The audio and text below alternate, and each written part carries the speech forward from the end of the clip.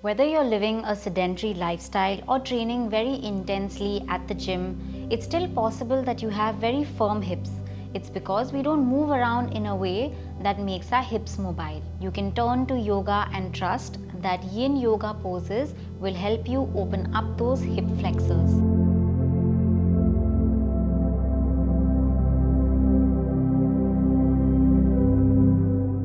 Today we're here to target 3 specific postures. Now whether you're traveling and you don't have a yoga mat or blocks or straps and you still want to loosen up your hips a little bit, these postures are specifically for you. We're going to be practicing 3 asanas today, which are your Baddha Konasana, butterfly pose, Supta Kapotasana, lying or reclined pigeon pose, and Ananda Balasana, which is your happy baby pose. So come and join me in the first asana. Whenever you're ready, you're going to come into your Baddha Konasana, your butterfly pose. It strengthens and improves flexibility in the inner thighs, groins and the knees.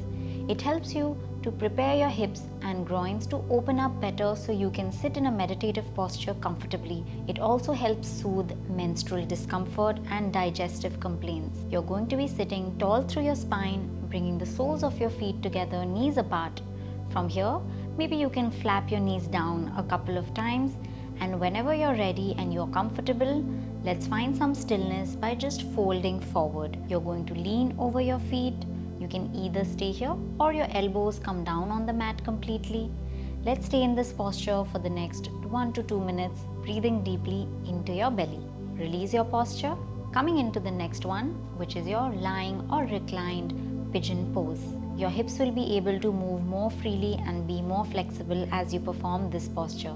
In addition, pigeon pose also stretches your hip flexors, your lower back, which are often tight from prolonged periods of sitting down on your chair. To come into your reclined pigeon, you're just going to place your right ankle on your left thigh, pulling your left leg towards your chest. You can interlock your fingers either behind your thighs or on your shin. Once again, remember we're going to stay here for a few moments. You can either close your eyes or look up to the ceiling.